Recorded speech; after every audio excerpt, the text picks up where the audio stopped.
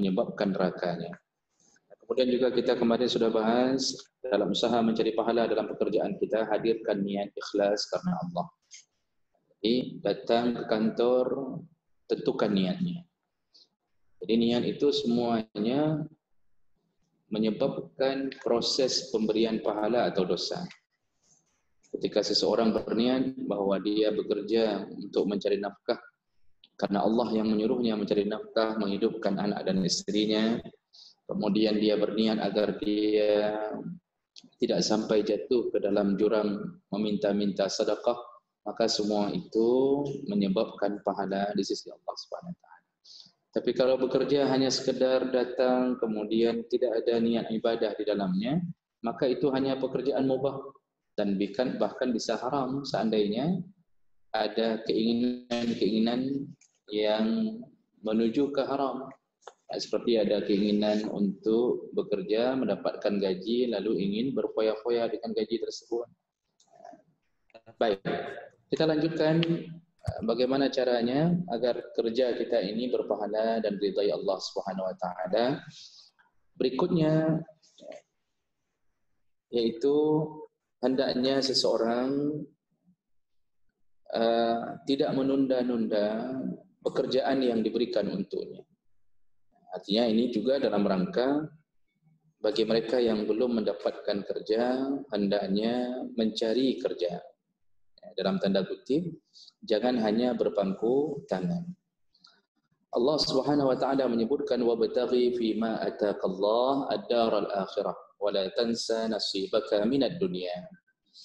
Kata Allah, dan carilah apa yang telah Allah anugerahkan kepadamu dan jangan lupa tentang nasibmu di dunia. Jadi Allah suruh cari akhirat, tetapi jangan lupakan nasibmu di dunia. Jadi ini klausa kedua. Urusan mencari pekerjaan di dunia, klausa kedua. Urusan pertama kita adalah bersama Allah, memikirkan bagaimana caranya menyelamatkan diri di akhirat. Tetapi jangan lupakan nasibmu di dunia. Jadi maksud jangan lupakan nasibmu di dunia adalah carilah pekerjaan. Carilah sesuatu yang menyebabkan engkau bisa hidup dengan nyaman, engkau bisa berkeluarga. Jadi jangan menunda-nunda untuk mencari pekerjaan yang memang sudah waktunya kita mendapatkannya. Dalam hukum Islam perlu kita fahami bahwa anak laki-laki itu yang wajib dinafkahi sebenarnya itu hanya sampai berumur baligh saja. Itu dalam hukum asal atau hukum Islam yang sebenarnya, kita ini yang laki-laki, kita wajib dinafkahi oleh orang tua hanya sampai baligh saja. Sedangkan perempuan itu dinafkahi sampai dia menikah, baru selesai urusan nafkah harta. Maka dari zaman Nabi SAW, itu kita tahu dengan jelas sejarah bahwa Rasulullah itu sedari kecil sudah menggembala, mencari rezeki sendiri. Nah ini menunjukkan apa? Memang kita ini disuruh untuk mencari penghidupan. Nah kalau kita sudah dapatkan penghidupan itu dengan baik, maka janganlah ditunda-tunda untuk bekerja pada waktunya. Jadi ini akan mengakibatkan kehidupan kita akan berentet kerusakannya di saat menunda sesuatu yang telah menjadi beban kita.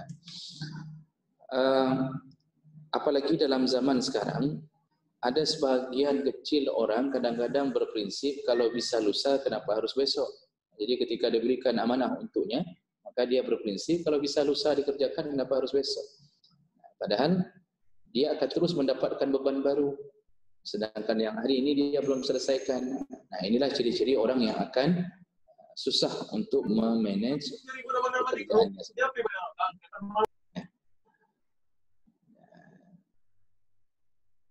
Rasulullah sallallahu alaihi wasallam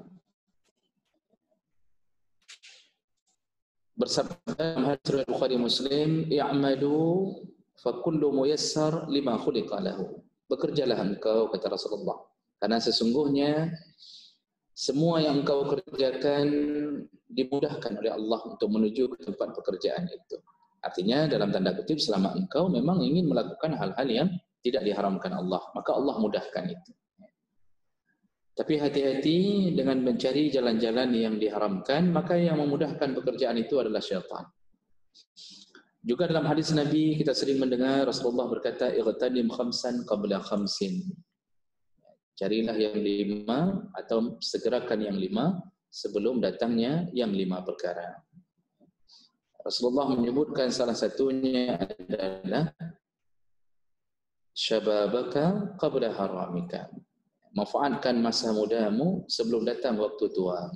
Kita tahu bahawa masa muda adalah masa kita mencari penghidupan, masa kita mengisi-ngisi semua yang kita inginkan dalam persiapan menuju hari tua kita.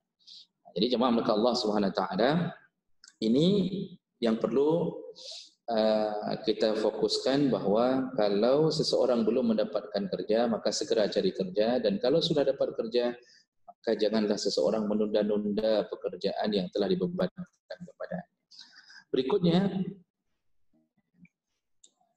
hendaknya seseorang, jadi poin berikutnya, agar kerja kita diberkahi Allah, maka mulailah pekerjaan itu dari pagi hari. Mulailah pekerjaan dari pagi hari. Rasulullah sallallahu alaihi wasallam menyebutkan dalam hadis riwayat Ahmad, Abu Daud, Tirmizi, Nasa'i dan Ibnu Majah, Rasulullah berkata, Allahumma barik li ummati fi bukuriha.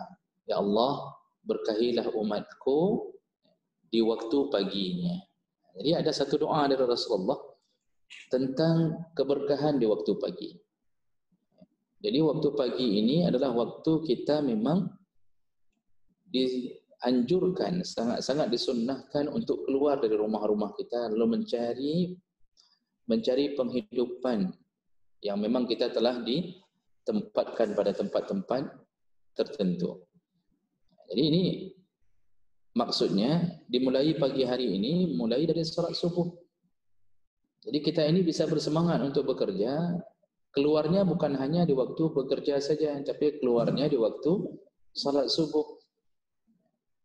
Rasulullah sallallahu alaihi wasallam menyebutkan dalam salah satu hadisnya bahwa kita ini begitu tidur malam hari, maka kita diikat 3 ikatan oleh syaitan. Kita diikat 3 ikatan oleh syaitan. Dan ikatan itu akan mengekang kita sampai subuhnya. Kapan ikatan itu bisa terbuka?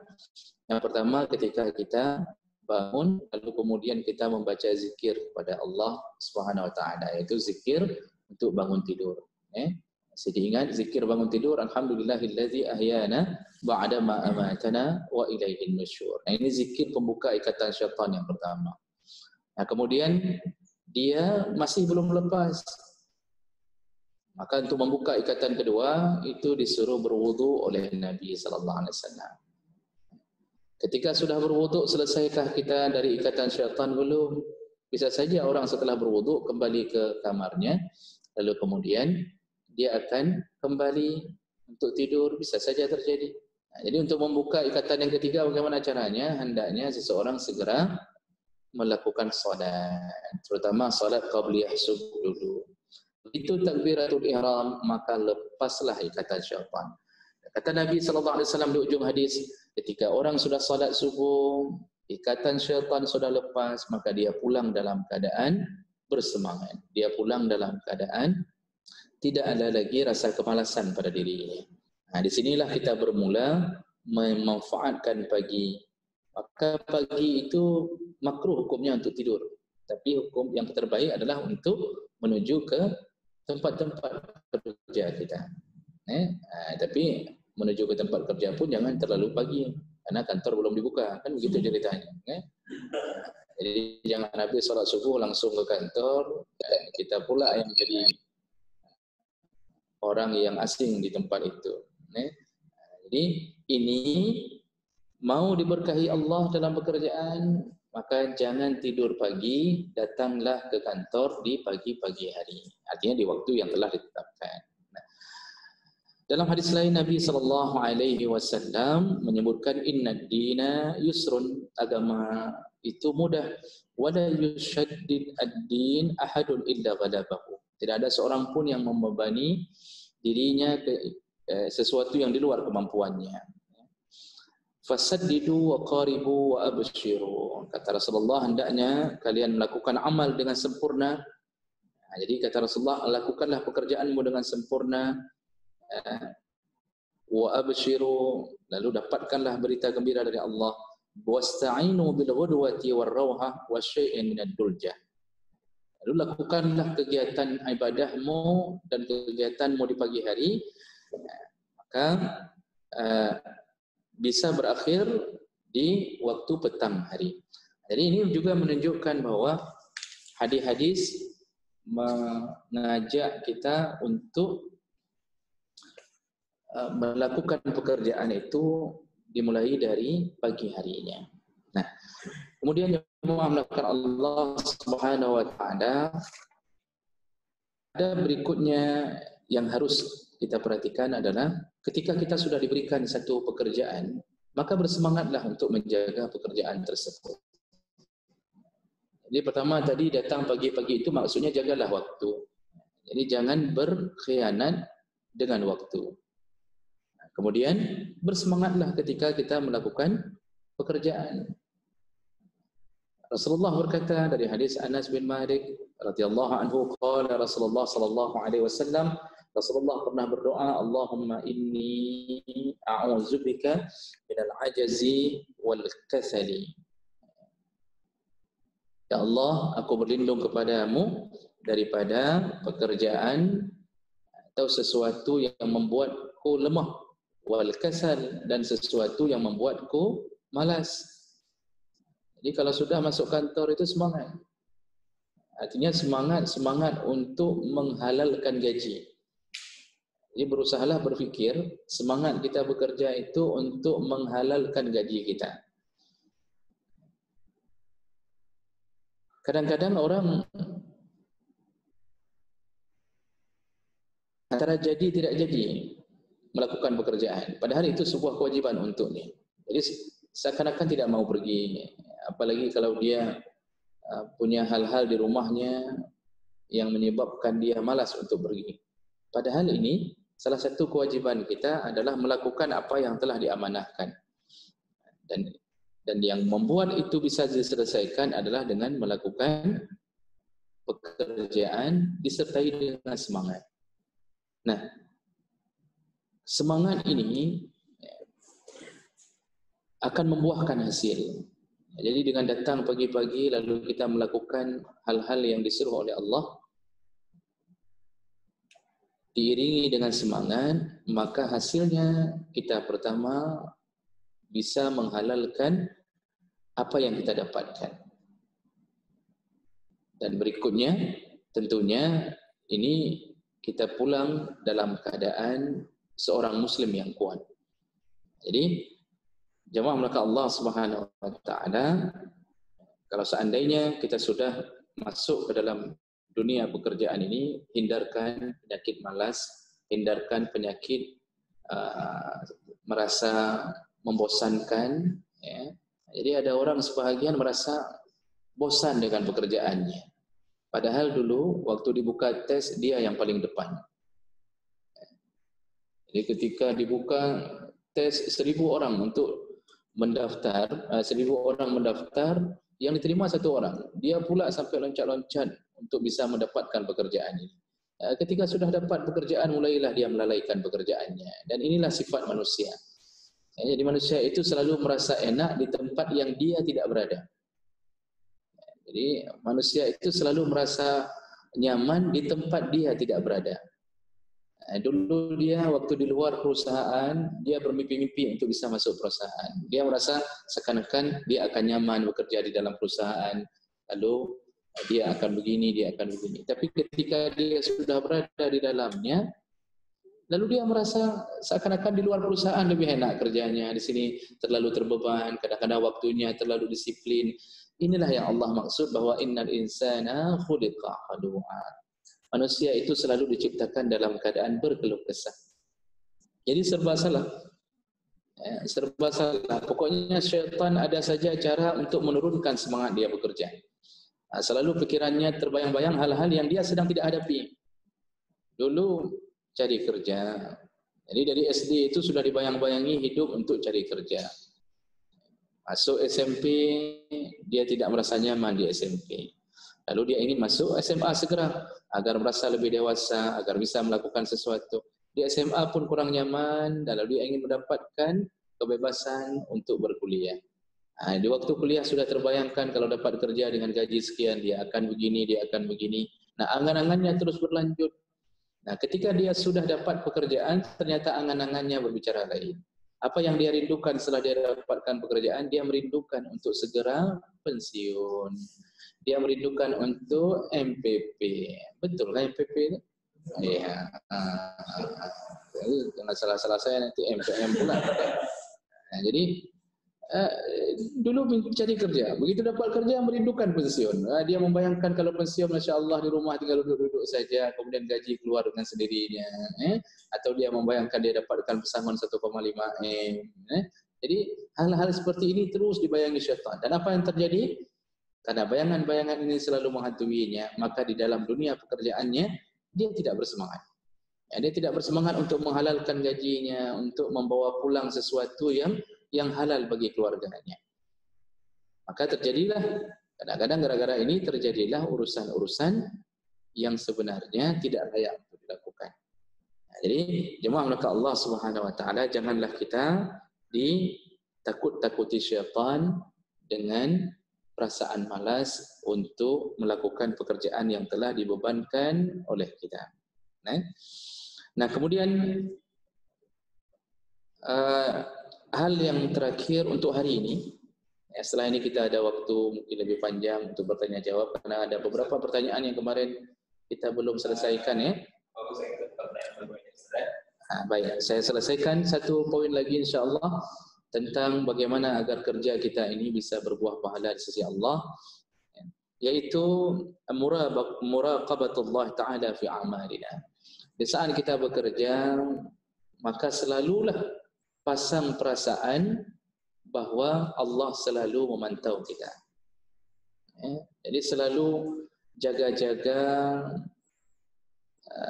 dalam situasi apapun, Allah itu sedang melihat kita. Nah, Allah Subhanahu wa taala menyebutkan huwa ma'akum aynama kuntum wallahu bima ta'maluna basir. Surah Al-Hadid ayat 4, Allah mengatakan, sangguh Allah dimanapun engkau berada, maka dia ada. Allah selalu bersamamu dimanapun engkau berada. Wallahu bima ta'maluna basir. Dan Allah Maha melihat apa yang sedang engkau lakukan. Jadi pasang sifat ini di dalam kantor-kantor kita. Pasang sifat ini sebagaimana kita mengetahui bahwa kita sedang dikontrol melalui CCTV. Kita ini kadang-kadang bekerja kalau dikontrol melalui CCTV, kita tahu CCTV itu muaranya adalah ke kantor kepala atau ke kantor direktur, maka kita berusaha untuk tidak meninggalkan kursi kita. Kalaupun kita meninggalkan kursi kita, kita akan pasang patung agar seakan-akan itu adalah kita.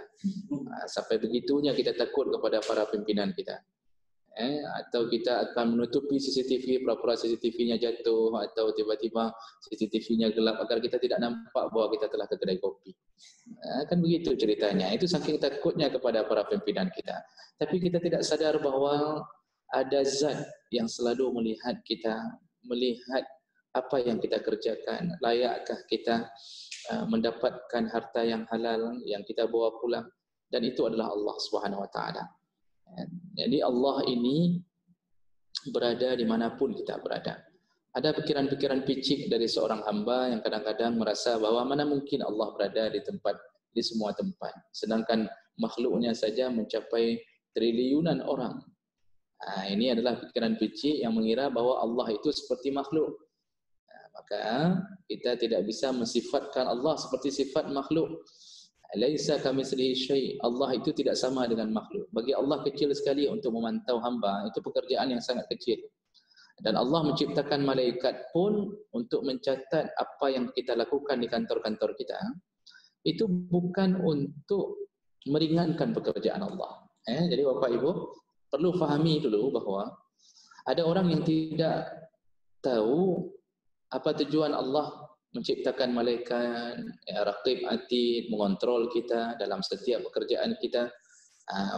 Kadang-kadang ada yang mengatakan bahwa Allah ciptakan malaikat itu untuk mengurangi atau meringankan beban Allah. Jadi diciptakanlah malaikat agar bisa mengontrol hamba-hambanya yang tidak mungkin dikontrol. Ini salah satu pemahaman sesat. Ini sesat. Jadi Allah tidak butuh malaikat. Jadi untuk apa juga Allah ciptakan malaikat untuk mengontrol ke semua lini tempat kita bekerja?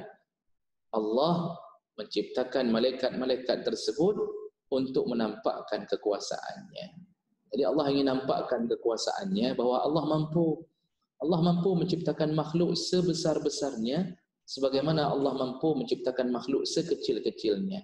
Dan dimanapun kita berada ada malaikat yang bersama kita dan itu adalah bahagian daripada kekuasaan Allah Subhanahu wa taala. Maka Bapak Ibu maka Allah, waktu kita bekerja yakinkan diri bahwa kita sedang di dalam pantauan Allah Subhanahu wa taala. Jadi jangan lakukan hal-hal yang menyebabkan Allah marah kepada kita. Baik. Ini hal-hal yang saya rasa kita pertegas untuk hari ini dan mungkin kita bisa sambung untuk memperjelas, kita sambung dengan pertanyaan. Jadi kita beri waktu porsi untuk bertanya lebih banyak karena saya lihat kemarin ada beberapa pertanyaan yang tidak terjawab. Baik, silakan saya kembalikan ke moderator. Terima kasih Ustaz. Baik, kepada seluruh teman-teman semuanya, partisipan yang ingin bertanya kami persilakan untuk bisa di kolom komen di kolom chat, silakan atau private chat ke saya boleh. Namun ini sudah ada yang masuk pertanyaan. Pertanyaan pertama Ustaz. Ustaz, bagaimana kalau ada karyawan yang menjelek-jelek perusahaan ini? Padahal biasanya masih menerima gaji untuk anak mesinnya, tapi perilakunya selalu menjelek-jelekkan perusahaan. Apakah itu berjalan berkah gajinya Ustaz? Baik, terima kasih atas pertanyaannya. Pertanyaannya, bagaimana hukumnya apabila ada karyawan yang menjelek-jelekkan tempat dia bekerja? Nah ini tentunya keadaannya kondisional. Kalau memang perusahaan tempat dia bekerja jelek, ya apa boleh buat? Terpaksa dia mengatakan yang sebenarnya, kan begitu. Nah, jadi, tapi yang kalau dia menjelek-jelekkan perusahaan yang sebenarnya tidak layak dia jelekkan, artinya tidak cocok dengan apa yang dia gambarkan, maka ini dosanya adalah dosa pribadi. Dosa berusaha untuk menjatuhkan atau berusaha untuk menghilangkan pamor atau menghancurkan reputasi dari tempat dia bekerja. Secara hukum dia mendapatkan dosa secara pribadi.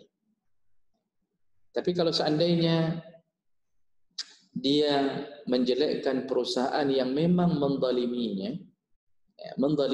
artinya mungkin ada perusahaan-perusahaan di luar sana yang kadang-kadang tidak memberikan gaji sampai 10 bulan, ada yang 12 bulan.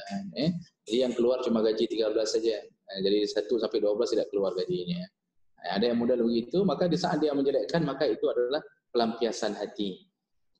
Tapi seharusnya seseorang kalau sudah bekerja di satu perusahaan atau di satu tempat, satu lembaga, satu kantor, kalau dia tidak ingin berketerusan dalam ketidaknyamanan itu, maka sebaiknya dia resign. Dan itu menyelamatkan hati dan menyelamatkan mulut daripada terus-terusan bekerja tetapi dalam usaha menjelek-jelekkan tempat dia bekerja. Jadi ini efeknya hanya kepada dosa pribadi. Hanya kepada dosa pribadi. Baik, silakan berikutnya. Baik, untuk pertanyaan selanjutnya Ustaz, bagaimana pandangan syariat terhadap tentang persaingan atau berkompetensi untuk meraih jabatan yang lebih baik? Baik, bagaimana pandangan syariah tentang persaingan di satu tempat kerja untuk mendapatkan jabatan yang lebih baik? Sebenarnya bersaing-saing untuk mendapatkan urusan dunia itu tidak dianjurkan di dalam agama. Karena Rasulullah SAW pernah berkata, "Mal faqru akhsha 'alaikum." Aku tidak takut, kata Rasulullah. Aku tidak khawatir kalau kemiskinan engkau dapatkan. Artinya aku tidak khawatir kalau engkau menjadi orang miskin. Yang aku khawatirkan walakinni akhsha iza busitat alaikumud dunya kama busitat ala man kana qablakum. Yang aku khawatirkan adalah apabila dunia dibentangkan untukmu sebagaimana pernah dibentangkan dunia kepada orang-orang sebelummu. Lalu fatanafasuha kama tanafasuha. Lalu engkau mulai bersaing-saing. Lalu engkau mulai mengejar-ngejar, mengejar-ngejar, saling bersaing untuk urusan duniamu. Lalu fa'ahlaktum, dan engkau akan binasa sebagaimana orang-orang sebelummu binasa. Jadi bersaing-saing dalam urusan mengejar-ngejar jabatan itu dalam agama tidak dianjurkan. Yang dianjurkan adalah fastabiqu al-khairat. Berlomba-lombalah engkau untuk melakukan kebaikan. Nah, sekarang jadi masalah. Kita ini orang saleh dan kita ingin memperbaiki perusahaan untuk semua bisa diterapkan kesalehan di dalamnya. Di sinilah kita ada rencana bahwa kita harus menjadi top leader di tempat tertentu. Tujuan kita ternyata ingin mengubah suasana yang sudah rusak menjadi kantor yang saleh. Bisa pahami kantor yang saleh. Jadi bukan hanya orang yang saleh, kantor-kantornya saleh. Jadi kalau ini rencana kita, maka tidak mengapa kita untuk berusaha mendapatkan jabatan yang tinggi dengan rencana baik agar tidak terjadi lagi hal-hal yang tidak diinginkan di kantor. Kita maju ke depan untuk memperbaiki. Jadi ini dibolehkan. Tapi kalau tujuan bersaing-saing mendapatkan jabatan hanya karena uang, maka ketahuilah belum tentu yang kita kejar itu akan sesuai dengan rencana kita. Dulu waktu kita pegawai biasa, walaupun gaji mungkin hanya sekitar 3-5 juta saja, tetapi Masya Allah jam 4 sore sudah boleh pulang, lalu bisa bersenda gurau dengan anak istri, istri bisa dibawa kemana-mana, itu baru istri pertama dibawa kemana-mana, itu sudah bisa. Kemudian nanti ada waktu untuk yang lain lagi, jadi semuanya bahagia. Ada waktu untuk loncat ke kolam renang, ada waktu untuk bersenang-senang di dalam rumah. Tapi semenjak kita mencoba untuk naik ke jabatan lebih tinggi, maka mulailah hidup kita hanya dari pintu kantor ke pintu kantor lain. Kadang-kadang disuruh terbang ke Jakarta sampai 8 kali dalam seminggu. Padahal sehari dalam seminggu cuma 7 hari. Jadi Bapak Ibu maka Allah disibukkan kita gara-gara sudah jadi pimpinan. Dulu sebelum jadi pimpinan kita aman-aman saja. Lalu mulailah banyak orang yang akan merasakan hasad, dengki kepada kita. Dulu kita tidak pernah disihir, gara-gara jadi pimpinan kita mulai disihir-sihir. Bibir kita sudah mereng ke kanan, mereng ke kiri, dan gara-gara urusan itu. Maka janganlah seseorang mengejar-ngejar jabatan dunianya. Kejarlah untuk urusan akhirat. Karena walaupun dikejar, tidak akan mengubah kuota rezeki kita. Tidak akan mengubah kuota rezeki kita. Kalau memang kita hanya layak dapat 1 M, maka kita hanya dapat 1 M. Walaupun gaji kita banyak nampaknya, tapi berhenti di 1 M nantinya. Baik, kira-kira begitu. Silakan berikutnya. Pertanyaan berikutnya, jika ada karyawan yang mengolah data KPI, mengolah data KPI supaya data bonus besar atau hukum. Padahal kerjaan dia itu didasarkan di KPI-nya. Beda antara variabel dengan yang di atas kertas. Apakah bonus yang diterima itu termasuk kita? Dan bagaimana nasib teman-temannya yang lain? Baik. Apabila ada seseorang, insya-Allah ini pertanyaannya ini sangat menyinggung ini. Ini maksudnya menyinggung teman-teman maksudnya. Baik, kalau ada seseorang mengubah-ubah nilai KPI atau KPI? Baik, memang nilai KPI. Tapi saya tidak tahu apa itu KPI. Tidak penting bagi saya untuk tahu. Oh, nilai hasil kerja. Apa? Baik. Ya, jadi KPI-nya atau KPI-nya dirubah. Yang dia buat di situ bahwa dia bekerja dengan giat masuk 24 jam, orang lain masuk cuma 12 jam. Lalu untuk mendapatkan gaji lebih atau ada prestise tertentu dia dapatkan. Dia rubah tidak sesuai dengan apa yang dia kerjakan. Apa hukumnya? Ini bukan termasuk riba, tetapi termasuk memakan sesuatu yang haram, yang tidak sesuai dengan apa yang dia kerjakan. Dan ini juga termasuk dosa penipuan. Jadi selain makan haram, dia juga termasuk menipu. Rasulullah sallallahu alaihi wasallam berkata, "Man ghasya falaysa minna." Barang siapa yang melakukan ghish atau penipuan dalam pekerjaan apapun, maka dia bukan termasuk umatku. Jadi orang yang merubah-rubah KPI itu yang tidak sesuai dengan kerja dia, padahal dia kantornya di kebun sawit, kantornya di sawah, tetapi ngakunya di KPI selalu masuk tepat waktu, kemudian dia mengaku bekerja, outputnya sekian-sekian, padahal tidak ada, maka dia telah melakukan penipuan. Ketika dia melakukan penipuan itu, maka dia telah termasuk orang-orang yang tidak diakui sebagai umat Muhammad sallallahu alaihi wasallam. Dan ini dosanya berefek panjang. Berefek panjang. Ya, pertama dosa kepada Allah, yang kedua dosa khianat kepada kawan-kawan kerja. Ya, jadi kawan kerja yang sudah betul-betul bekerja, ternyata rapornya sama. Nah, apakah kita bisa menerima seandainya dalam satu lokal, dalam satu ruang, hasil orang yang menyontek sama hasilnya dengan orang yang tidak menyontek? Maka siapa yang dizalimi? Orang yang tidak menyontek. Orang tidak menyontek dizalimi oleh orang-orang yang menyontek. Nilai sama-sama dapat A, tetapi satu hasil pekerjaan benar-benar sendiri, yang kedua hasil pekerjaan daripada melakukan kecurangan.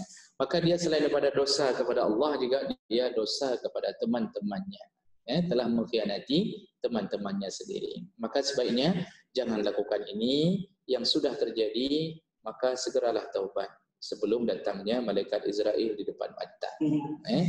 Jangan sampai keluar kantor tiba-tiba kejedot pintu langsung datang malaikat di situ. Maka menyesallah dia nantinya. Baik, berikutnya. Baik, pertanyaan berikutnya Ustaz, ini ada sedikit pertanyaannya, apa hukumnya kita menerima gaji dari perusahaan yang aktivitasnya dagang, tapi perusahaan tersebut salah satu penerima menerima bunga dari bank. Baik, apa hukumnya kita menerima gaji dari salah satu lembaga atau kantor yang melakukan satu bisnis halal tentunya, ya, satu bisnis halal yang pertama, tapi ada bantuan dari bank, ada bantuan dari bank. Nah, Bapak Ibu yang dimuliakan Allah, kita ini di saat kita bekerja di satu perusahaan dan kita tahu secara zahir bahwa perusahaan ini bergerak di dalam memproduksi sesuatu yang halal. Seperti misal perusahaan kita memproduksi sesuatu yang halal, yaitu pupuk. Nah, dan juga selain itu kita juga tahu bahwa background berdirinya perusahaan tertentu ternyata ada bantuan dari lembaga-lembaga riba. Nah, apakah gaji kita juga ikut haram dengan mengetahui bahwa ada bantuan dalam mendirikan usaha itu dari bantuan riba? Bapak Ibu maka Allah, kita ini tidak dilibatkan ke dalam dosa perusahaan tersebut yang sifatnya tanggung jawab perusahaan saja. Tidak dilibatkan. Jadi kita hanya bergerak sesuai dengan gaji kita sendiri saja. Ini misal ada perusahaan didirikan dengan modal, memang modal dari dunia riba. Tapi setelah perusahaan itu bergerak di dalam dunia yang halal, maka di saat kita mendaftar, tentunya kita diberi informasi bahwa dia bergerak di dalam produksi yang halal saja. Maka kita hanya berhubungan dengan kerja kita saja. Kita tidak berhubungan dengan level sebelum kita bekerja. Jadi kita tidak peduli dia mendapatkan modal dari mana, tapi selama dia bekerja melakukan hal yang halal, maka kita pun mendapatkan gaji halal di dalam urusan tersebut. Karena untuk urusan yang belakang tadi, modal dari dunia haram contohnya, itu urusan pendiri, itu urusan pengelola. Jadi ini batasan kita bekerja. Artinya kita dapatkan gaji halal selama perusahaan itu bergerak di dalam dunia yang halal. Nah, baik, kira-kira begitu. Lanjut. Untuk pertanyaan selanjutnya, bagaimana sikap kita yang ketika mengetahui kesalahan-kesalahan di tempat kerja kita dan sudah diketahui juga oleh manajemen atau pimpinan, namun ditutupi untuk kelangsungan perusahaan. Mohon. Baik. Kita mengetahui ada hal-hal yang dalam pandangan agama terjadi maksiat atau dosa di dalam tempat kita bekerja. Tetapi dosa itu ditutup-tutupi oleh perusahaan untuk melanjutkan kerja, agar bisa tetap eksis dan bisa hidup perusahaan tersebut. Bagaimanakah sikap kita menghadapi ini? Nah, ini kita kembali dulu ke hadis Nabi SAW. Rasulullah berkata, "Man ra'a mungkaran falyughayyirhu biyadihi." Barang siapa yang melihat satu kemungkaran, maka hendaknya dia mencegahnya dengan tangannya. Artinya, kemungkaran itu dicegah dengan tangan, bukan maksudnya dengan tangan kita, tapi maksudnya adalah dengan kekuasaan yang kita miliki. Jadi ini lihat level. Kalau yang melakukan maksiat di kantor adalah salah satu daripada petugas atau pegawai di bawah kita, maka kita sebagai pimpinan wajib melakukan pencegahan. Kalau tidak, kalau kita biarkan maksiat itu terjadi di area yang kita bisa melakukan pencegahan, maka kita pun ikut berdosa. Kita ikut berdosa. Nah, tapi tentunya tidak sebegitu mudah kita melihat permasalahan. Nah, kita berada di level bawah, ada yang lebih tinggi yang kemudian membiarkan maksiat di kantor terjadi. Di saat seperti itu, maka kita beralih ke level dakwah yang kedua. Fa illam yastati', kalau dia tidak mampu untuk mencegah maksiat di kantor itu dengan kekuasaan dia karena ada yang lebih berkuasa, maka cukuplah dia mencegahnya dengan lisannya. Tapi tetap hukumnya wajib.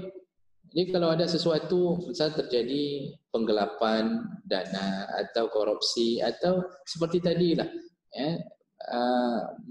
melakukan penipuan-penipuan di atas KPI tadi, kita tahu, maka cegahlah dengan lisan. Cegahlah dengan lisan, walaupun itu teman kita sendiri. Karena orang banyak dengan teman tidak berani berdakwah. Yang berani berdakwah dengan yang bukan teman. Jadi, walaupun itu teman sendiri, cegahlah dengan lisan.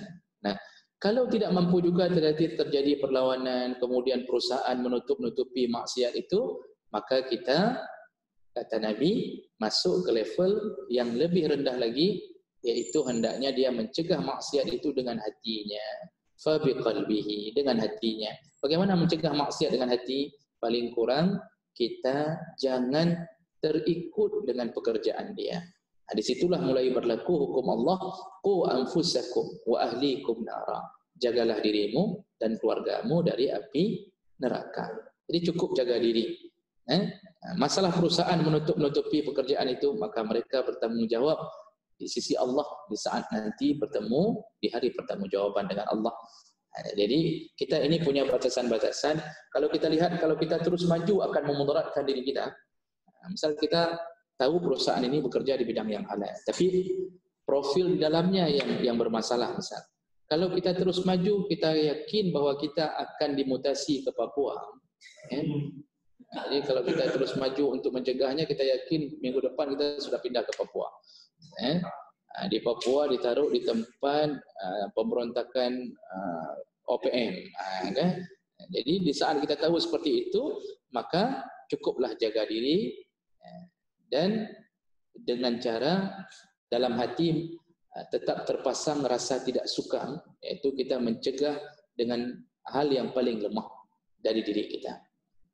Tapi ini baru boleh lakukan seperti ini setelah mencegah dengan tangan dan lisan. Ini orang belum apa-apa, tidak cegah dengan tangan, tidak cegah dengan lisan, dia hanya diam saja. Ini belum sampai ke level itu. Wajib menahan maksiat dengan kekuasaan lebih dahulu. Baik, kira-kira begitu. Pertanyaan selanjutnya, bagaimana sikap kita jika menemukan pimpinan di suatu perusahaan belum masuk dalam kriteria orang-orang yang bertanggung, karena semua perusahaannya akan mempengaruhi bawahannya. Baik, kalau kita berada di bawah pimpinan yang belum masuk kategori yang kita anggap takut kepada Allah atau bertakwa. Allah Subhanahu wa taala menyebutkan ati Allah, taatlah engkau kepada Allah, wa ati'ur rasul, taatlah engkau kepada rasul. Jadi ini dua perkara dulu yang Allah sebutkan dengan bahasa ati'u, taatlah engkau, menunjukkan ati'u itu mutlak taat. Kalau ke Allah dan Nabi itu mutlak taat. Ya, karena tidak ada kekurangan yang bentuknya maksiat sekecil apapun pada Allah dan Nabi. Tapi ketika menyebutkan ulil amri, pimpinan, Allah tidak lagi memakai kalimat ati'u. Jadi bunyi ayatnya, ati'u Allah wa ati'u Rasul wa ulil amri minkum. Allah tidak lagi pakai kalimat ati'u. Kenapa Allah tidak lagi pakai kalimat ati'u? Karena ulil amri ini tergantung bagaimana karakter si ulil amri tadi. Kalau dia orang yang saleh, maka wajib taat pada kita untuk mengikuti semua perintahnya. Kalau dia bukan orang yang saleh, maka tidak wajib taat kepadanya, terutama dalam perkara-perkara untuk melakukan maksiat. Nah, jadi jangan sampai gadaikan iman gara-gara kerja, Bapak Ibu maka Allah. Jadi misal contohnya ada sebuah perintah untuk bermaksiat berjamaah. Misal contoh ada perintah untuk melakukan maksiat, perintahnya langsung dari atas, maka kita sebagai orang yang punya iman tidak boleh taat dalam urusan maksiat itu, tapi taatlah pada urusan-urusan yang mubah. Dalam urusan kerja wajib taat. Kalau disuruh masuk jam 7, masuk jam 7. Jangan masuk jam 7 kurang 5, itu kurang taat juga. Jadi ini yang harus dijaga. Jadi kalau dalam urusan suruh bermaksiat tidak boleh lagi. Tapi cukuplah taat pada hal-hal perkara-perkara yang mubah di dalam dunia pekerjaan kita. Oh, kalau kita dipaksa, maka lebih baik mundur, resign, mengundurkan diri dari pekerjaan daripada melanjutkan maksiat yang dipaksa. Baik, kira-kira begitu. Baik, Ustaz. Pertanyaan Ustaz, apakah benar potongan zakat yang dipotong dari gaji karyawan yang dipotong di tiap bulannya termasuk dalam kategori zakat? Baik. Ini tentang zakat yang dipotong langsung dari gaji. Ya, per bulannya. Ya, Bapak Ibu maka Allah, zakat ini sebenarnya aturan dasarnya baru mengeluarkan zakat setelah mencukupi 2 syarat. Syarat yang pertama yaitu sampainya nisab. Sampai nisab. Nisab itu batasan ambang harta kapan harus dikeluarkan zakat. Nah, dalam zakat profesi ini kita yang bekerja ini tentunya yang dibicarakan adalah zakat dari profesi kita, atau disebut dengan zakat profesi. Dalam zakat profesi, jumhur ulama mengatakan ukuran nisabnya adalah emas, yaitu sebanyak 85 gram emas. Di 85 gram emas itu kalau ukuran dengan manyam dibagi 3, karena satu manyam 3 gram, maka sekitar 28 manyam. Kalau satu manyamnya sekitar 2 jutaan, berarti bagi kita yang bergaji, kalau menghitung dalam setahun jumlah gaji mencapai 28 kali 3 tadi, berarti sekitaran 55-an juta. Sekitar 55-an juta. Kalau kita hitung gaji kita mencapai seperti itu, maka kita telah terkena nisab untuk mengeluarkan zakat.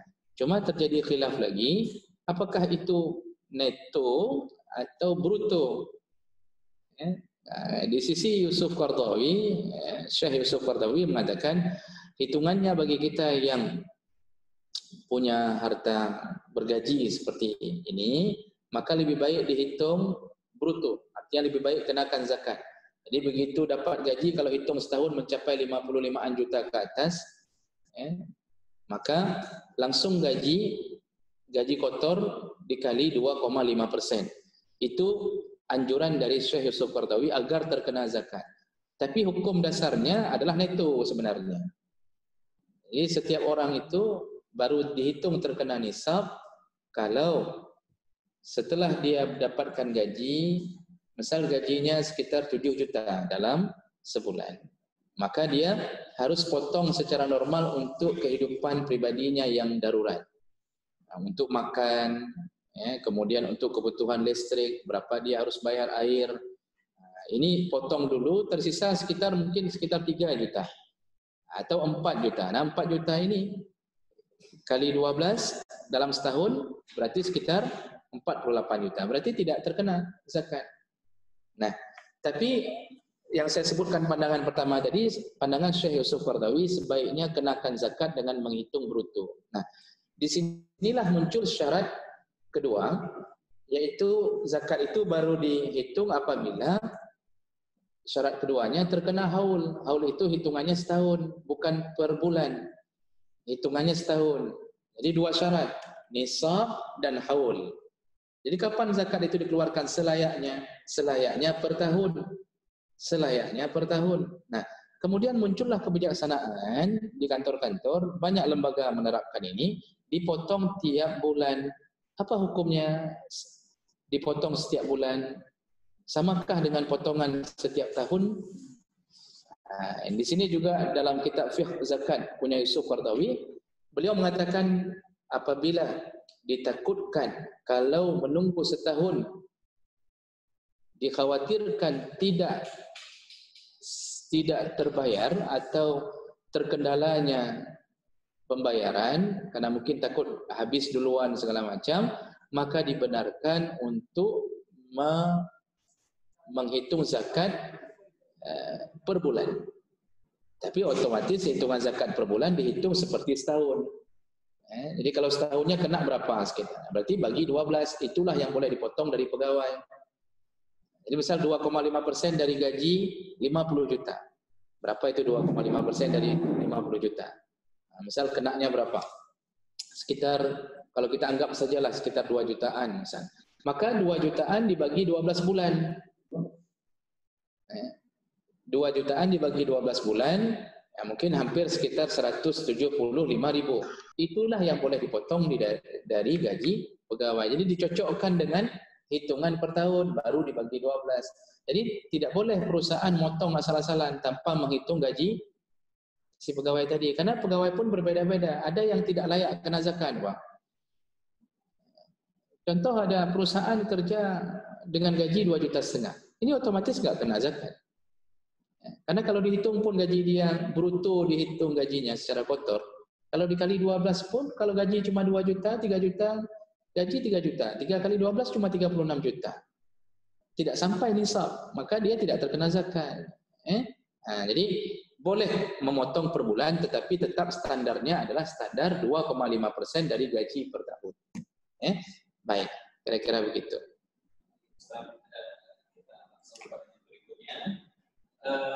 Ini sering kita dengar juga sih Ustaz. Jadi yang ini sebelumnya tadi Ustaz mengatakan bahwa Allah ada di mana-mana kita berada. Bagaimana dengan dalil Allah beristiwa di atas langit?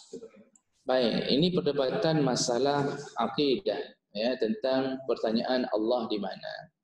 Nah, tidak ada yang memungkiri bahwa Allah itu ada di atas. Jadi bahasa-bahasa Allah tentang keberadaan dirinya di Arash, keberadaan dirinya di langit. Kemudian Allah juga menyebutkan tentang Allah menurunkan, inna anzalna, kami menurunkan. Bahasa menurunkan menunjukkan Allah di atas. Nah, itu dulu yang sudah disepakati. Nah, kemudian muncullah khilaf tentang apakah Allah bersinggasana memang di atas ya, atau Allah ada dimanapun kita berada. Ini hanya sederhana saja untuk memahaminya. Tempat Allah di atas, tapi kekuasaannya berada di mana-mana. Jadi itu kalimat intinya. Tempat Allah itu memang di atas, dan kita pun tidak bisa mengatakan bahwa Allah itu punya kursi khusus, punya arash, dia bersinggasana. Karena dengan mengatakan Allah bersinggasana di atas kursi tertentu, ini telah menunjukkan bahwa kita telah menyamakan Allah dengan makhluk. Karena cuma makhluk yang perlu kursi, cuma makhluk yang perlu tempat. Allah tidak membutuhkan tempat. Jadi Allah di atas kita dengan kesepakatan bahwa Allah di atas kita. Tapi kekuasaannya ada di mana-mana. Jadi bukan zat Allahnya yang berada di mana-mana, di kantor, bukan zat Allahnya, tetapi kekuasaannya yang berada di mana-mana. Dan ini menunjukkan bahwa kita selalu di dalam pantauan Allah Subhanahu wa taala. Jadi janganlah sampai seseorang sampai membacok gara-gara urusan memikirkan Allah di mana. Karena ini kita punya batasan untuk berfikir. Jadi cukuplah yakini bahwa Allah itu ada di atas kita tanpa membutuhkan tempat tertentu, karena Allah bukan makhluk biasa. Allah bukan makhluk yang sama seperti makhluk yang lain. Baik, lanjut. Sebenarnya waktu 5 menit. Baik, para partisipan semuanya, kita masih ada waktu sekitar 5 menit lagi. Yang ingin bertanya, kami persilakan. Nah, ini ada satu lagi. Menyambung yang KPI tadi, Ustaz. Nah, ketika apabila pengisian KPI itu dilakukan di bulan Ramadan, apakah menyebabkan puasanya batal? Baik, ini lebih menarik lagi singgungannya ya. Apabila kita menipu informasi di KPI tadi saya katakan bahwa itu telah melakukan kebohongan terhadap Allah dan bisa melakukan kebohongan terhadap pengkhianatan terhadap teman-temannya. Nah, sekarang bagaimana hukumnya seandainya informasi bohong di KPI tadi kita isi di bulan Ramadan? Apakah puasa kita batal atau tidak? Ini untuk melihat sisi hukum puasa batal atau tidak. Dalam satu ibadah, kita tahu ibadah itu batal atau tidak dengan melihat syarat dan rukun. Apabila terjadi salah satu pelanggaran pada syarat dan rukun, maka batallah puasanya, atau batallah salatnya, atau batallah hajinya kalau tidak terpenuhi syarat dan rukun. Nah, sekarang kita lihat apakah menipu termasuk rukun puasa, apakah menipu termasuk syarat sah puasa atau tidak. Ternyata tidak termasuk. Jadi yang sifatnya kerja-kerja maksiat di dalam Ramadan itu tidak termasuk pada syarat sah dan rukun puasa. Jadi kalau ditanya apakah puasanya batal, jawabannya tidak batal.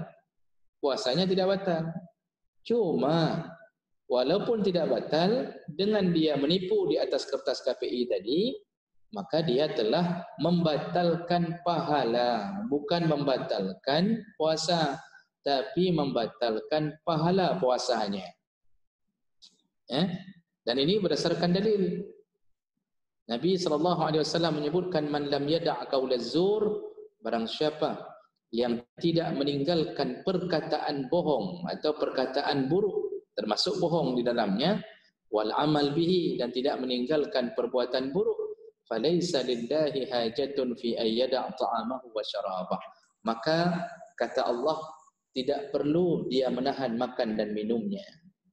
Apa maksudnya? Tidak usah puasa saja, kata Allah. Bagi mereka yang masih berbohong di siang Ramadan, di malam Ramadan, atau perbuatan buruk dari mulut yang lain, maka tidak usah puasa. Jadi enggak akan diterima puasanya. Jadi kalau begitu, puasanya sah, tidak batal, tetap silahkan lanjutkan. Arti tidak batal, tidak perlu qadha. Dia sudah sah puasanya, cuma tidak berpahala. Ini sama dengan karyawan tidak punya gaji, masuk kantor saja tapi tidak keluar gajinya. Maukah kita bekerja tanpa gaji? Oh, mau. Itu hanya waktu wawancara pertama saja. Selanjutnya begitu tidak digaji, langsung demo seluruh perusahaan. Kalau wawancara pertama semuanya mau, makan ikan asin mau, tidak ada gaji mau, ditempatkan, tidak dikasih rumah mau, ditempatkan di mana saja mau. Begitu dikirim ke Papua langsung berontak. Jadi inilah sifat kita. Jadi begitu, tidak ada pahala bagi mereka yang berbohong di dalam bulan Ramadan. Masih ada? Kita cukupkan? Insyaallah sudah terjawab semua, Ustaz. Baik. Terima kasih teman-teman semuanya partisipan yang sudah ikut berpartisipasi di kajian kita pada hari ini. Insyaallah kita bertemu di sesi depan.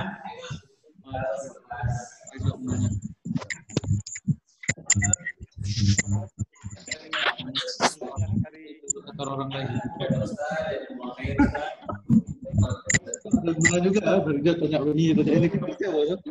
Terima kasih banyak atas segala perhatian dan semoga yang telah ikut berpartisipasi, akan belajar bersama, semoga menjadi catatan pahala dari sisi Allah Subhanahu wa taala. Walaupun kita berbeda tempat, tapi Allah tidak menyanyiakan amal baik kita. Dan semoga Allah kumpulkan kita kembali dalam surga. Subhanakallahumma wa bihamdika asyhadu an la ilaha illa anta astaghfiruka wa atubu ilaik. Wassalamu alaikum warahmatullahi wabarakatuh. Waalaikumsalam warahmatullahi wabarakatuh.